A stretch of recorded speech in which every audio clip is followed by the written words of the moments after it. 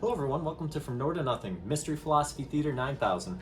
I'm your host, Joel Bouchard, a doctoral student in psychology, and with me is Mr. Norman Gayford, a professor of English and philosophy.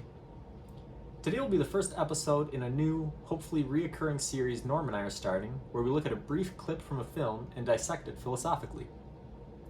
The video will be made available on my YouTube channel, which I'll link in the show notes, and the audio will be available through the normal podcast feed. We're going to start with a scene from Star Wars: A New Hope, where Obi-Wan and Luke Skywalker are talking in Obi-Wan's hut on Tatooine. For such a short, quiet scene in an otherwise bombastic movie, I was surprised to find several edited versions of the scene on YouTube with over 10 million views. Many of these videos spliced in footage from other films in the series that fleshed out the importance of what was happening in the conversation, which is something we'll touch on, as well as it relates to real-world philosophy. Without further ado, let's jump in.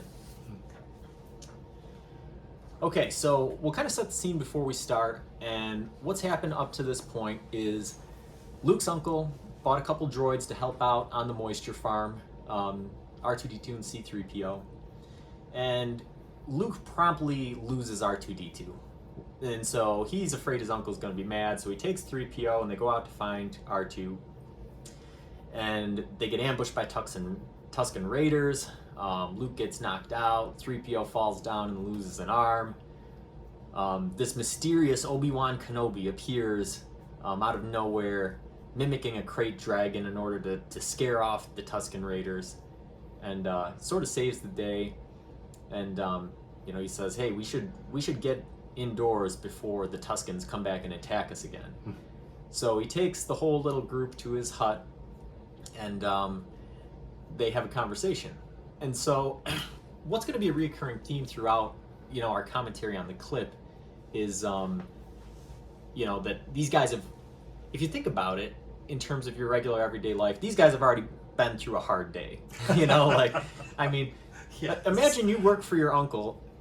He buys a really expensive piece of machinery to work on his business. You lose that piece of machinery. You go to find it. Somebody knocks you out.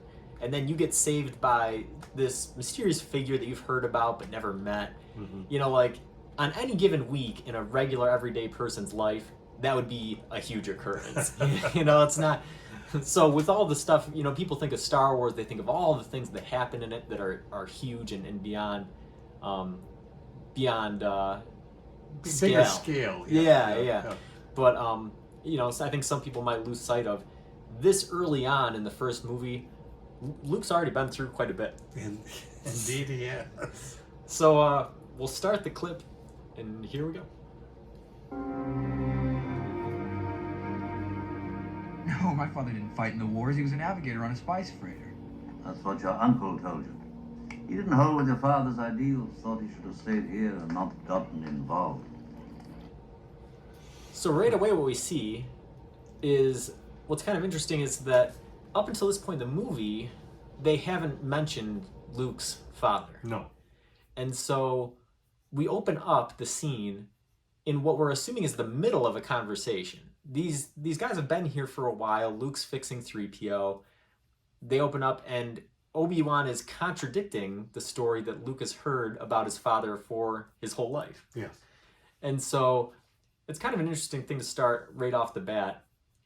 And the other thing that's interesting about that is, if for people who have seen Star Wars, right, the tale that Luke believes is probably one that was created by Obi-Wan. That's what I was just sitting here thinking. You weave all this together, and we know the entirety of the movie's sequence, and so there's decades and decades of background and history and fandom and whatever in this.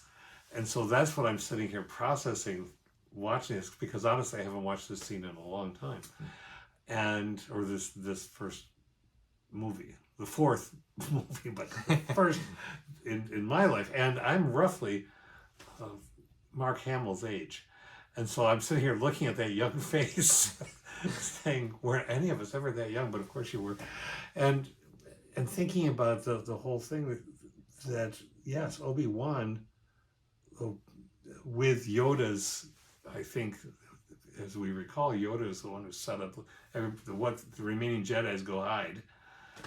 and he's sending Obi-Wan to Tatooine to watch over Luke. And so, yeah, he must have created that story. And then he can sit there and disparage the very story that... Yeah. Yeah, and so, on face value, you'd think like, well, why would he do that? But then I think as we continue to dissect it, we'll see why he would. And there's a lot of things like that pop up in Star Wars. And, I think that some of it, in honesty, is Lucas not having the future of the series fleshed out. No, I don't believe for a moment that he had all this. I know that the yammering talk about that back in the day was, he's really got this vision.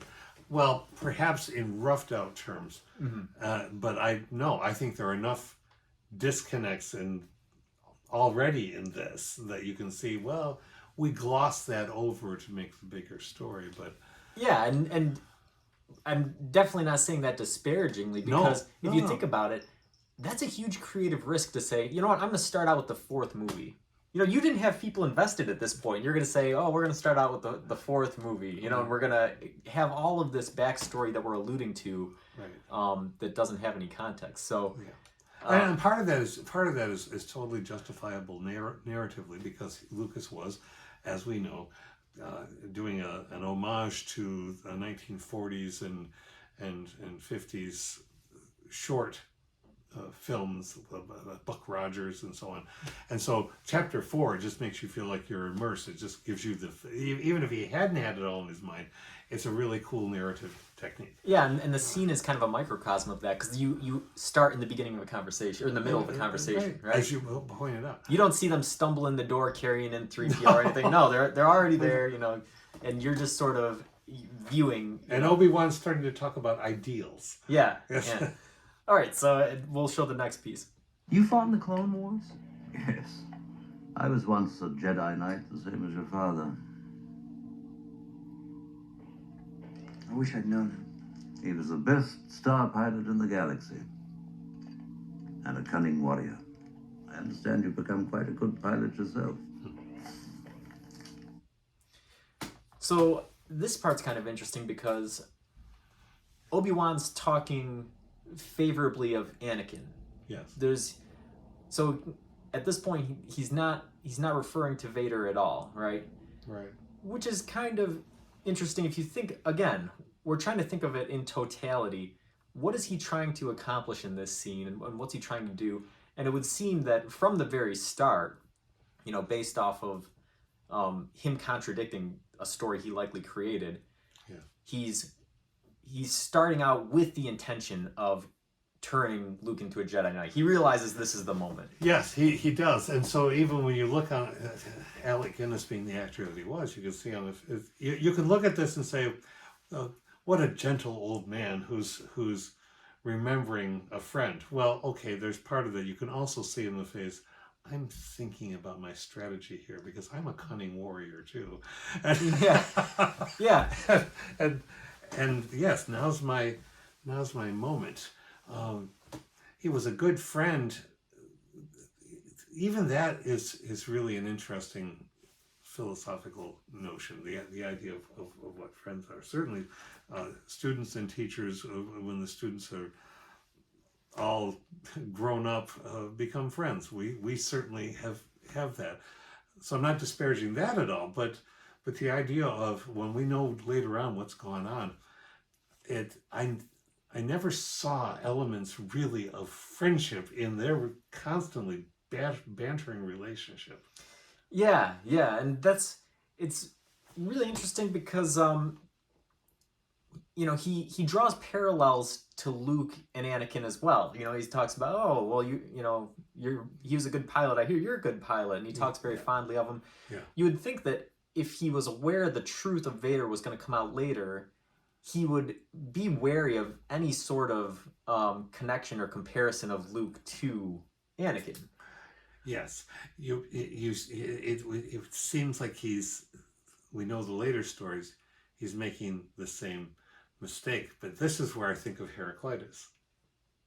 This is our river that we can never step into the same river twice. We can look at Obi-Wan as this doddering caricature that he's created of himself to hide in the desert to be watching. But he's apparently done a lot to keep Luke alive, and we know there's a series coming up about that. But if he's thinking there's a teaching thing going on, this time I can get it right. Yeah, because if you think about it, you know, in the prequel films, right? He was completely against taking Anakin on as an apprentice because Anakin was too old. He was defying the council, all of this sort of stuff. Yes. And I think he's almost come full circle. He's almost a Qui-Gon Jinn. He almost has the Qui-Gon Jinn perspective at this point. Luke is much older than Anakin was. There is no Jedi Council. Anakin did fall to the dark side, so there's already this sort of familial tie sort of thing. Yeah. So the danger presented in this scenario is much higher than it was with Anakin. But it almost makes you, you know, wonder if this is just the last resort, right? Well, that's what I was just thinking. Yes, exactly. You've expressed that well. This is it. If it's a new hope, right? in the sense of he's really what's the football term? He's doing the Hail Mary. Yes, okay, yes. This is what I've got, but it does bring up to me. I'm thinking about. We'll get to it later. The deontological and the sense of duty. Where is his sense of duty in this, and where is his sense of, well, just if things that I'm doing right now turn out well, Yeah. then it will have been worthwhile. I'm not sure what he's thinking with that yet. Yeah. That's the fun part about it, is trying to dissect the psychology of these characters, you know, and like what is he thinking? I think a Hail Mary is a good analogy, because when you throw a Hail Mary, the probability of it working is very low, but if it works, the payoff's big, and if it doesn't work, the consequences are even bigger. You know, and that's pretty much the situation that he's in. And he was a good friend. Which reminds me, I have something here for you. Your father wanted you to have this when you were old enough, but your uncle wouldn't allow it. He feared you might follow old Obi-Wan on some damn fool idealistic crusade like your father did. Sir, if you'll not be needing me, I'll close down for a while. Sure, go ahead. So again, Oh man, there's things here. yeah. So again, it comes back to that backstory, right? There's no way Anakin could have wanted Luke to have the lightsaber when he was older, because he didn't know that he didn't know he existed. And you know, again, there's this trope, this reoccurring element of disparaging the uncle in to try to draw Luke away from his grounded setting. Yeah. It is certainly a manipulation. This is why I'm saying the deontological. I'm not saying that it's ethics philosophy going on here. If and it's not just deontology. It's what duty has Obi-Wan enacted over the years in watching Luke. That's sort of simmering here. But then we've got the other side of that coin, which is whatever I do, if it ends well, then it was justifiable in doing. And so he's weaving a tale. He is weaving a massive tale. He is manipulating. But that's where this falls into, we're talking about narrative structures and myth and so on. He is a wizard. Wizards, Gandalf doesn't tell hobbits everything. Merlin never revealed everything. The wizards guide the story the way they want to guide it. Yeah, and that's it's part of their power, but that's present in all the stories too, is that's their downfall. That's their sort of having that much power and having that much knowledge can lead these characters into believing that they have it all figured out. And then in some cases, that's what leads to their downfall, especially with Merlin. He wanted you to have this. Now here's the other thing, this is trivia, but we're talking all kinds of levels. Obi-Wan cut Anakin down to pieces on that lava planet whose name I've temporarily forgotten. in their climactic battle. And Obi-Wan left Anakin to burn. Massively cold. Massively... there's a lot of duty going on there when you say, nope, I'm not going to help you out. I don't remember him picking up the lightsaber. Yeah. And, yeah, and that's the other thing. Again, coming back to that idea of, you know, your father wants you to have this. Why is he trying to foster this connection between Anakin and Luke when he's going to try to recruit him against his father, you know? Right. And so it's a fascinating sort of, but if you think about it the other way, right? It seems counterintuitive. But what if we had opened up the scene and said, you know, hey, your father's Darth Vader and we need to team up and get rid of him, right? That probably wouldn't have worked that well either, right? You know? No, that I think that probably wouldn't have, because that would have been too much. What young mind, you know, and if you're projecting into this, if going back to what you said before, if I'm in trouble, if I've lost or broken equipment, I worked for my uncle long ago on a farm. If I busted a piece of equipment, I would have been flayed. Yeah. Right? And that's a bad enough day. Thankfully, I never got knocked out. But on top of that, oh, by the way, your father's one of the worst people in the universe, but we can take him down. I don't think I would have. It's too much to handle at Yes, once. yeah. So yeah, there's a lot of psychological and dancing around and manipulation going on with Obi-Wan. But yeah, it does come back to the deontological and even the utilitarian, right? What's going to create the greatest amount of good for the most people? Yes. You know, and is giving Luke some sort of psychological trauma in the immediate term worth it? You know, to save the universe. Whatever we can do, if it's going to save the universe, then it's worth that Hail Mary. Yeah. Yep. What is it? Father's lightsaber. This is the weapon of a Jedi Knight. Not as clumsy or random as a blaster. An elegant weapon for a more civilized age.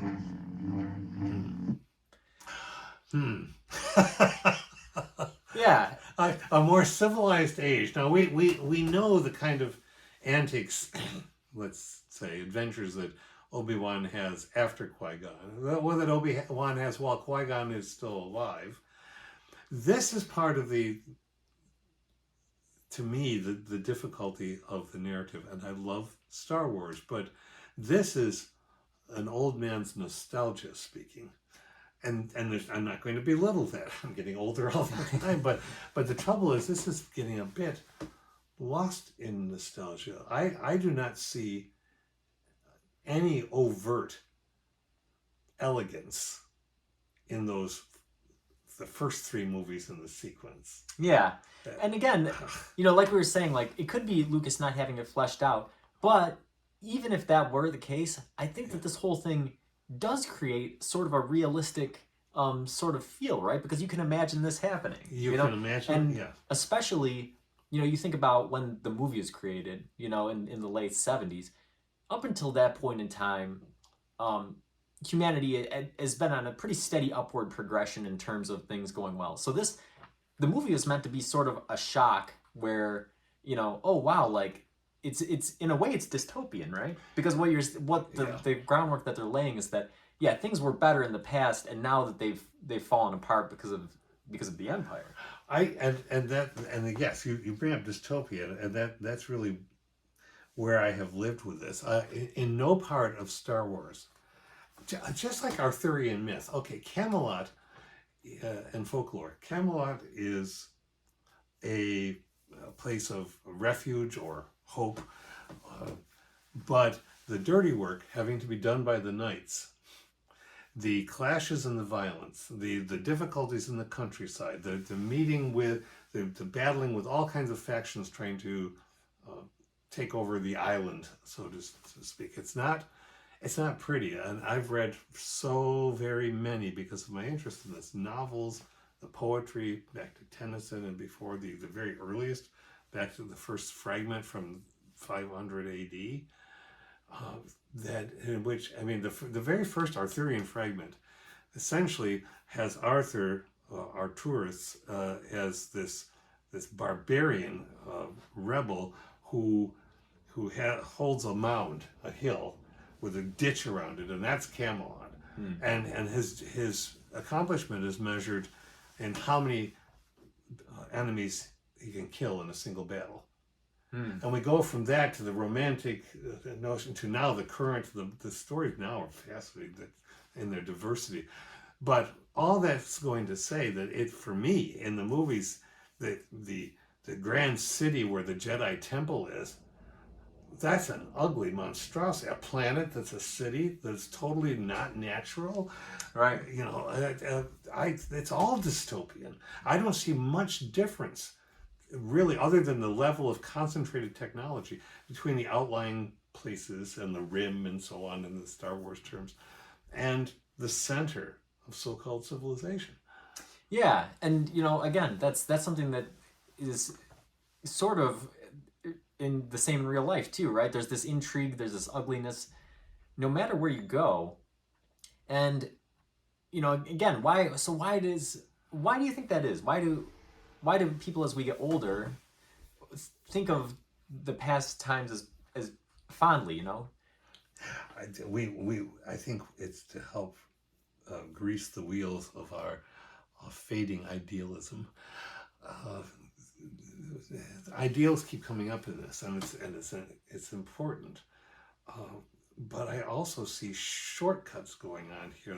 You're making me think freshly. I just wanted to come into it, and I brought a book to consult if I needed to, But yeah, this is sort of, to me now, like the model of democracy building.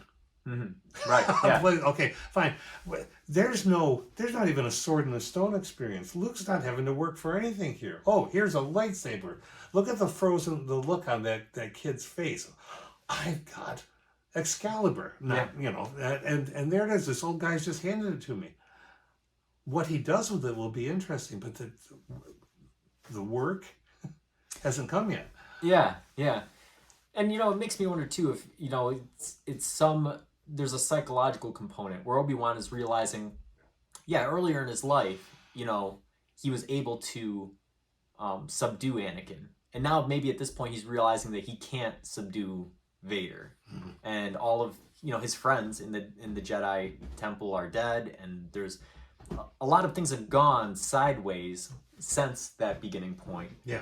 And you know, maybe that's part of the reason that he's thinking about that prior age as being something more polished and elegant than it was. Yeah. Okay. For over 1,000 generations, the Jedi Knights were the guardians of peace and justice in the Old Republic. Before the Dark Times. Before the Empire. So again, this is kind of what we've been discussing, right? Is, you know, he talks about the Jedi very fondly, and the Empire with this sort of haunted look on his face. Yeah. It's a very black and white story, and it's one of those things where, again, thinking of the time period, right? Mm-hmm. In the late 70s, that might have been something that was received pretty well. Something about American politics in the past 5 or 10 years doesn't give this story a very good ring, does it? No, you're right. It's not, because back then it was still the Soviet Empire, so to speak, and the Star Trek equivalent was the Federation versus the Romulan Empire. It is always about empires, right? Without realizing that we have been empire making ourselves, and so there's a naivete. A joyous naivete in this. I don't bash it for that. I think that it's interesting, but it does simplify what becomes much less simple as the story goes on. Yeah, and you've seen that in art as time has progressed. A story like this, I don't think you'd see a movie presented like this nowadays. Because they'd make it more complex. They'd point out the good things the Empire was doing by bringing financial stability and security to Outer Rim worlds and Yeah. and doing these sorts of things. Not that as a will 50-50 presentation, because there isn't such a thing, but as a, there are... And there'd be widespread corruption in the Jedi rather than just Anakin acting as a lone, sort of saboteur Yeah. for various reasons. So yeah, it's just kind of interesting from that sort of point. How did my father die? A young Jedi named Darth Vader, who was a pupil of mine until he turned to evil, helped the Empire hunt down and destroy the Jedi Knights. He betrayed and murdered your father. So again, the Oh, thing man. that fascinates me about this, right? Yeah. Vader killed Anakin. And what I haven't written in my notes here is a literal lie, but a figurative truth. Yeah, yeah. And so, Now we're back to that. yeah, what sort of tale is Obi-Wan weaving, right? So he talks about Anakin killing Luke's father by turning to the dark side. A metaphorical tale, certainly. Yeah, yeah.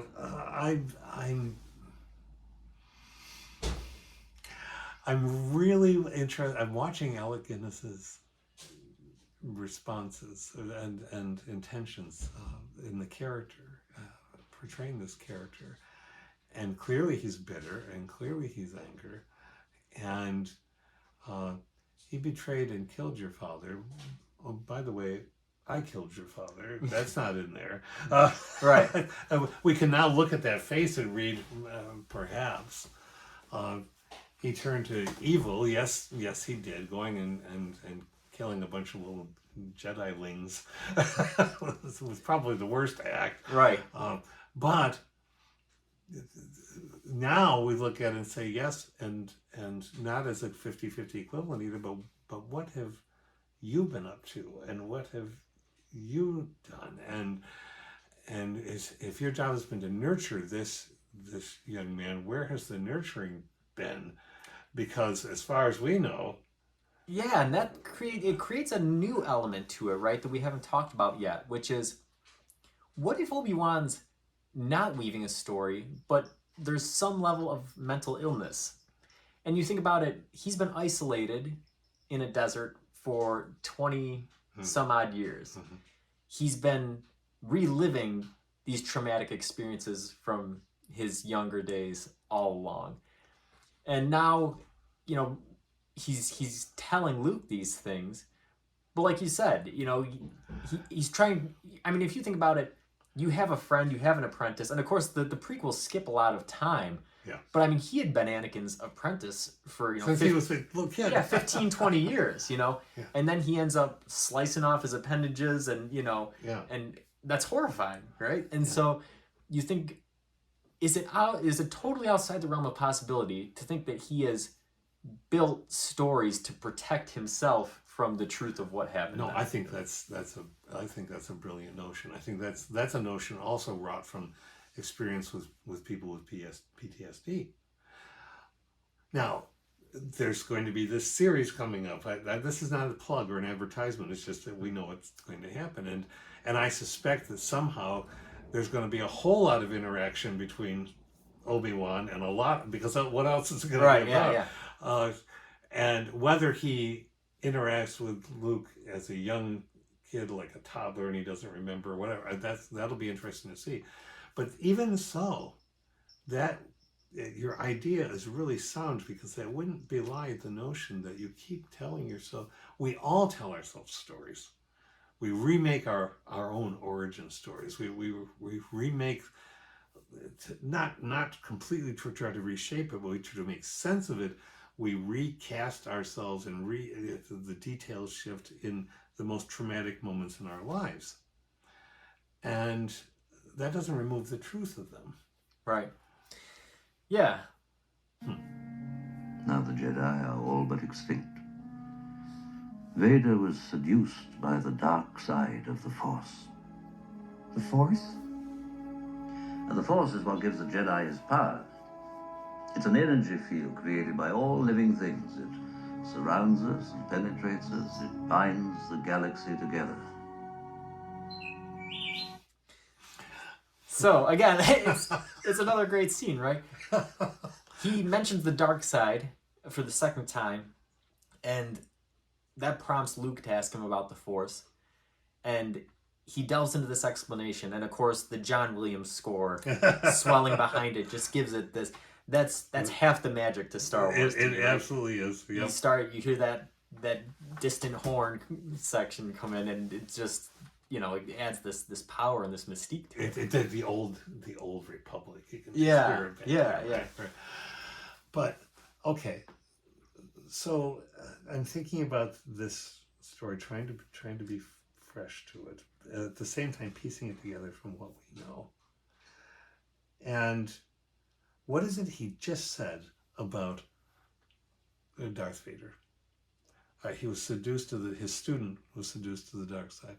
He said, as a teacher, and I as a teacher have known these moments, not Darth Vader moments, thank goodness, but where one feels the failure of not having reached that mind that one is working with. Now, Obi-Wan has this is sort of like the Robin Williams teaching movies. I loved him and I hated him because, anybody who had 5 students or 10 students and that's who they worked with all day long, you're going to get somewhere probably. He had 1. Okay, so, but when you have 1 student and that has failed, and that's the total of your teaching narrative, that can wreak all kinds of havoc, following up on your line earlier.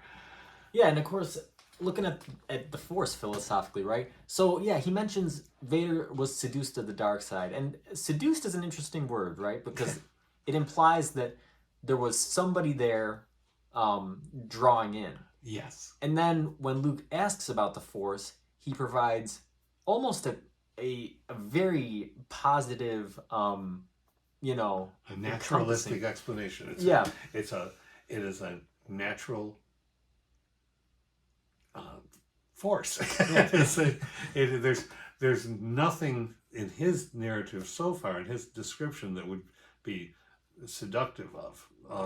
And so yes, the word, this is where the script gets a little bit bouncy. Yeah, it creates a really interesting contrast, right? Because he mentions the dark side, which is dichotomous language, but then he talks about the Force as being something that dwells in everything and it lives in everything.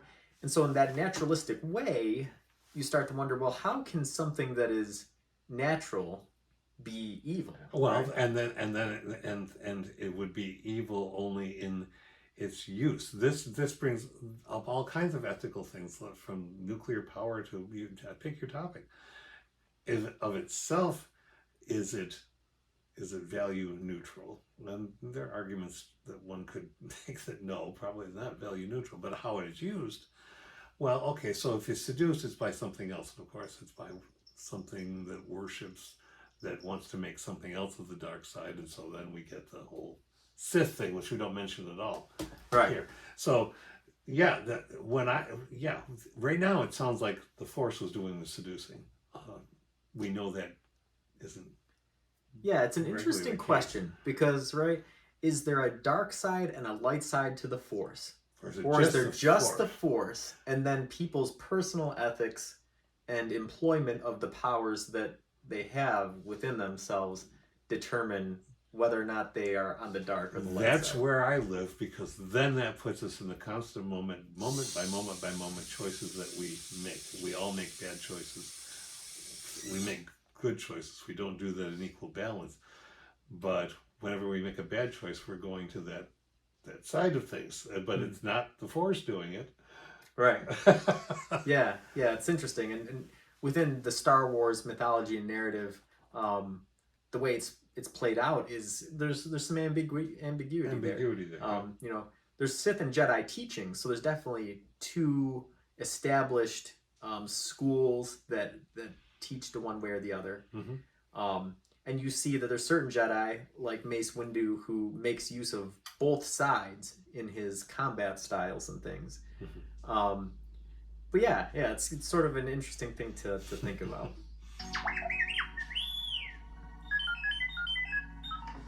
Now let's see if we can't figure out what you are, my little friend. And where you come from. I saw part of the message. I seem to have found it. General Kenobi, years ago you served my father in the Clone Wars. Now he begs you to help him in his struggle against the Empire. I regret that I am unable to present my father's request to you in person, but my ship has fallen under attack, and I'm afraid my mission to bring you to Alderaan has failed. I have placed information vital to the survival of the rebellion into the memory systems of this R2 unit. My father will know how to retrieve it. You must see this droid safely delivered to him on Alderaan. This is our most desperate hour. Help me, Obi-Wan Kenobi. You're my only hope. And so Leia's message here is sort of drawing in what we've said into the larger narrative, right? Yeah. This is our most desperate hour. She's saying that Obi-Wan Kenobi is her only hope, but as we've seen, Obi-Wan Kenobi's already given up he knows that he can't do this on his own. Yeah. There's a lot of other things happening in that scene too, right? Oh, my goodness, yes. Luke has seen a piece of this message before, but it's pretty widely established that there was nothing wrong with R2. He could have played the whole message, but he didn't. And so that creates this whole idea of, well, artificial intelligence and intentionality and all of these things. Mm-hmm. So it's a very interesting scene. It is, especially since we now know that she's his sister, and we know that Yoda and Obi-Wan were instrumental in getting them to two different places, and so to see that confluence of suddenly there she is, ostensibly the first time he's seen her since she was a baby, but will bloody well know who she is. How could he not? But has he been able to follow her progress from the desert? How truly isolated is Obi-Wan Kenobi? This is the question for me that the movie doesn't answer, and so we weave our own tales within it. But yeah, look at the triangle. Look at the this is the symbolism of this shot is really and you can tell. I mean, the look on Alec Guinness's face right there, right? Yeah. There's that look in it, almost as if, right, he knows who it is, but he hasn't seen in years. Yes. And he knows this is the moment, and everything's starting to bubble up. Right. And I mean that the last line of her monologue there is probably one of the most quoted lines in Star Wars lore. Help me, Obi-Wan Kenobi, you're my only hope. Right. Not our only hope. My only hope. Yeah. I'm trying to make the pitch from the very personal view. Right.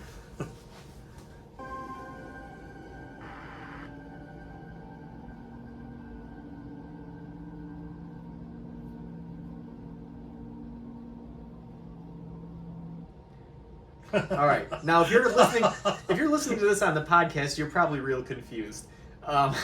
If you're not watching the video, but what happened is R2-D2 turns off the projection, and there's several shots going back and forth between Luke and Obi-Wan's face, where they're obviously, you can see the gears turning. And for both of them, yeah.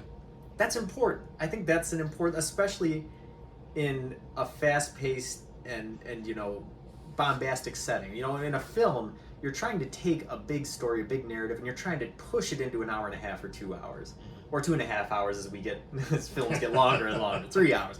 But the fact remains, you're trying to take years of history and months or years of action and condense it down into this short period. Right. Lucas specifically took several seconds here to just show Luke and Obi-Wan and the gears turning, right? And I think that's because, as we talked about, Obi-Wan's whole intent is to get Luke to join him. And now we're trying to see whether it's working, whether it's taking. Whether it's working. You must learn the ways of the Force if you're to come with me to Alderaan. Alderaan. And that right there, to me, that should be the biggest moment in Star Wars dialogue, because that's the call to action. We're talking about our Campbellian story arc, right? Absolutely. This is when it finally ticks over into the wizard beginning. says, you must do this. Yeah. Wait a minute.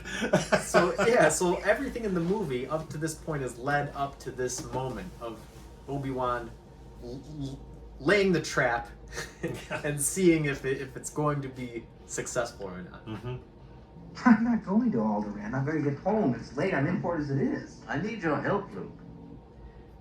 And so right there, this comes back to what we were saying at the beginning of the film, right? Which is that it's easy to think of this from a cinematic viewpoint, from that sort of thing. But if we take a minute and think about it from Luke's eyes, right? He's just a simple farm boy, right? Yep. Yep. Every day in and out is likely the same. He gets up, he goes to work on the moisture farm, he comes home. You know, he might have his little hobbies, he might hang out with his friends and stuff. But already, you know, his uncle made some big purchases, he lost some equipment, he got attacked and knocked out, he met this mysterious figure, and all of a sudden out of nowhere, this guy is asking him to run off to the far reaches of the galaxy to help him And with he's some saying, rebellion against I no gotta one. get home. I'm in for it. Yeah, You so- know?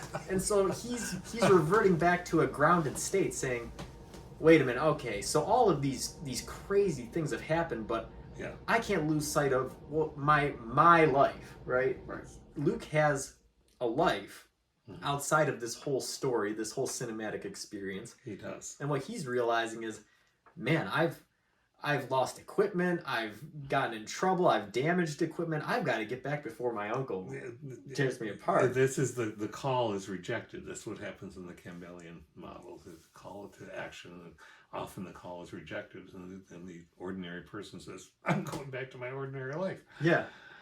Need your help. I'm getting too old for this sort of thing. So that right there. So Obi-Wan insists on the need to pass the torch. He needs Luke's assistance, right? Mhm, mhm. Do you think that this is a realistic piece of dialogue? That he truly feels like he's getting too old for this kind Yeah. of thing. Well, let me tell you, as somebody who's in his 60s, that inside, in a mundane and an extraordinarily interior, interesting life, life is fascinating, and you can have these moments when you think there are still things that I need to do. And you realize how many things didn't happen that you thought did, and on all of that. But you still think of yourself as able to do many things, and you are. So for me, you know, back when I first saw Star Wars, when it first came out, and so what, I'm 18, and I'm thinking, yeah, probably the old guy does need help. Right. All right. But now I look at it and say, yeah, he does. He's in over. How do you take down an empire? We no one person is going to be able to do that. Even in a hero story, it's not just in the King Arthur stories. It's Arthur and all of the Knights of the Round Table. Well, Luke doesn't have access to all the Knights of the Round Table. This is like saying, be young King Arthur. I'll help you if I can, but gee, I can't give you anything else. Yeah. Yeah, it's kind of interesting because, like you said, at this point in time, we have the luxury of knowing the prequel films, and we know Obi-Wan Kenobi was a great general, Yeah. and was an excellent, swordsman. He defeated Darth Maul on his own, and General Grievous and Vader. Yeah. And he's so, in his prime, he was one of the best Jedi warriors there ever were. Yeah. But yeah, I think that, and we know from a personal psychology standpoint that people have a hard time knowing their limitations as they get older. But at the same time, I think what you brought up is important, right? In those movies, he does have Anakin as an apprentice. He has the Jedi Council to rely on wisdom. He has the clone army to call on for support. Yeah, he has allies. He has allies, and now he has none except for whoever might linger out there. I think he's obviously in the next movie. He's aware that you must go see Yoda, so he's assuming that Yoda's still alive. Maybe he senses him, whatever that happens to be. But yeah, this is the wizard. Not unlike Gandalf. Why does Gandalf go and recruit everybody? Because Gandalf has his limitations too. Merlin lets himself get sealed into a tree in this a sense of, and this is interesting stuff too, because Merlin's greatest student becomes the person who overwhelms him and takes his, with Merlin's permission, puts him away. And there's a hint of that here. This is not the Obi-Wan that we later see as a much younger man doing triple flips in the air and hanging onto the edges of mountains and everything. This is somebody who's been contemplative for a while, watchful, but contemplative. And yeah, he's not going to go doing any backflips. And he already has. We know now, after seeing the movie how many times, but he has in his mind to go to the next level spiritually. Yeah. Well, so he can sacrifice himself, and then it's up to Luke. There's sort of a self-servingness in that at the same time as there is giving a gift to the galaxy. Right. Luke is pawn. Arthur is pawn. There's a duty that fate is putting upon him that they don't necessarily want. Yeah, and that's sort of the interesting part of it. I mean, if you look at the Merlin to Obi-Wan comparison, right, it is very similar. You have the brightest student, and then, you know, in a later scene here, he lets Vader kill him. Merlin lets himself be locked into a tree and whatnot. But Obi-Wan has that final trick up his sleeve, right, where he comes back and he's able to sort of guide Luke. Yeah. But in this moment, you know, he's realizing that his trap has failed. You know, the groundwork that he's laid has not convinced Luke, and he's making one last appeal, essentially. And those eyebrows I are can't get involved. I've got work to do. It's not that I like the Empire. I hate it, but there's nothing I can do about it right now. It's such a long way from here. That's your uncle talking. There we go. Poor my uncle. How am I ever going to explain this? Learn about the Force, Luke. Yeah, so again, it's this struggle, right, between Luke's grounded life, everything that he's ever known, and Obi-Wan making this appeal to the outside world, right? And it's something that, you know, people deal with on a regular basis as well. Obviously not a big cinematic experience. No, but everybody does deal with that. You know, and we're kind of doing it right now, right? It would be real easy for us to just go about our lives and work our jobs and hang out with our friends and never do anything stressful or new, or, you know, never trying to reach out. Right. But here we are trying to do something a little bit different, right? You know, just for the fun of it, because it stretches us, because it puts us on the, we're not sure how it's going. It makes your fingers tingle. It brings the unknown. Yeah.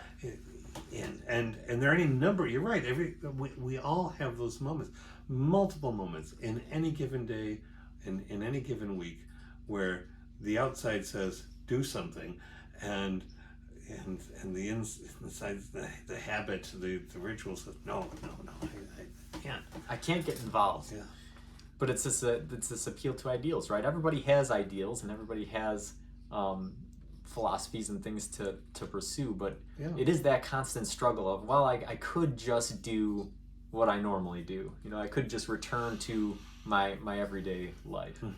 So again, here Obi-Wan is attempting to pit Luke against his uncle. Again, that's your uncle speaking, right? He's trying to sever this connection between what Luke knows and where he's trying to get him to and go. This is where it's also Merlin-like. Merlin is a manipulator. You know, Merlin allows Uther, Arthur's putative father, to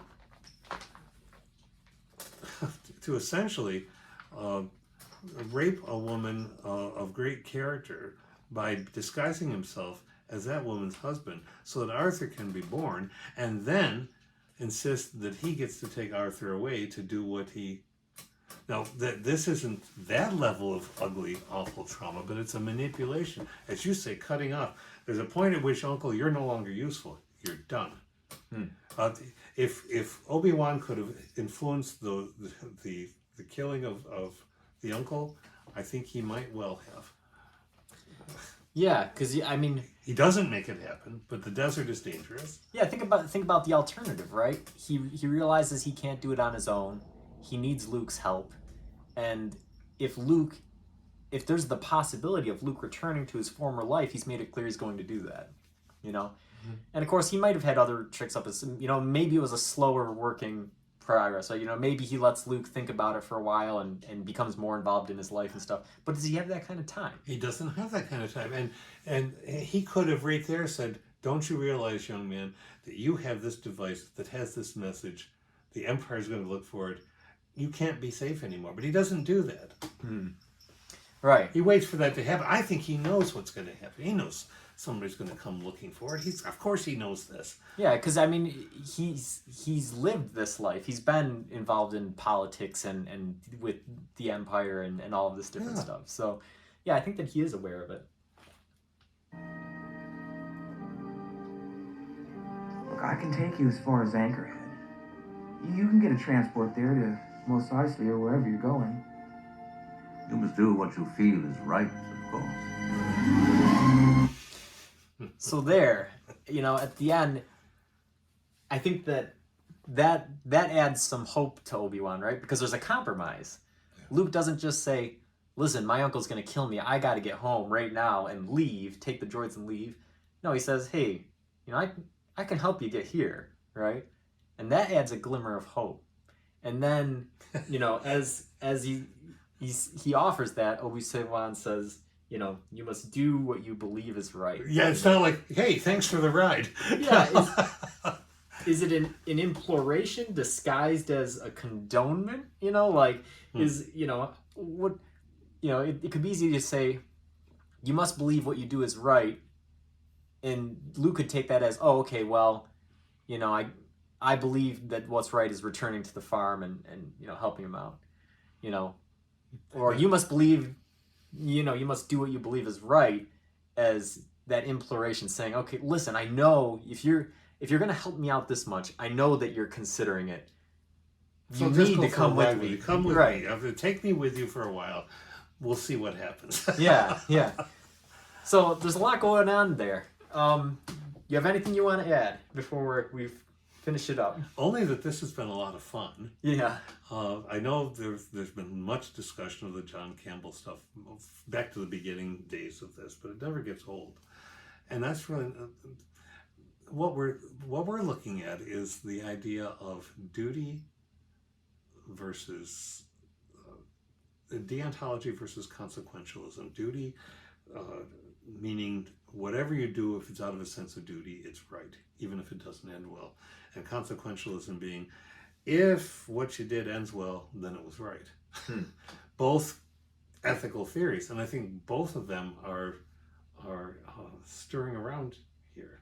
Yeah. In these characters, I think for Obi-Wan, there's both, but I think it's a sense of duty to the Jedi, duty to having been watching over this person. It's the big picture duty. Luke is, well, I got a duty to my uncle. Yeah. Which again, you know, it seems very small, but it's you consider that's his whole life, right? And you know, many of us live our lives the same way, right? Of course we do. We work at the same place for several years, and we think, well, I've got a duty to, well, you know, I'd like to hang out with my friends, or I'd like to go off on some epic adventure with this crazy old guy, but I got a job. I got to show up to work tomorrow, right? You know. Yeah, and that's no small thing. And this is where I think about the community college students, many of whom were first in there that I experienced as I was the first to go all the way through a college experience. I wasn't the first to go, but the full college experience, yes. And that's a large stepping off. Or the student whose mother said that I was a demon, and she could either stay in my class and not get any financial help from the family and be cut off, or they could never take a class from me again and keep going to college. That's a hell of an awful choice to put on a young person. And so those kind of things, yeah, I love it. I love the ships. I love the whole story. I've loved it with my son from forever, and with you and all. But there's more to it than that. That's why we keep talking about it. It's not just an entertaining old show. There's a lot of stuff there. Yeah, and that's what's fascinating about it, right? Is that, again, that scene was very short. You know, it was about 5 minutes, and you know, it's short, it's quiet, in a big movie. And you know, for a long time, I thought that maybe I was one of the few people that really enjoyed that scene. And like I said, when I went to look it up, I found that on YouTube, tens of millions of people have looked at this, right? So there is some inherent power that just doesn't appeal to philosophers, but appeals to the everyday person, you know? Yeah. And I think that, like you said, it's that Campbellian, you know, the call to action and the laying the background and all that different types of stuff. Yeah. So yeah, I agree with you. This was a lot of fun. We'll probably do it again in the future. You know, the length of the scenes might change, the length of the total episode might change. But it's been a fun thing, and I look forward to doing it again. Yeah, me too.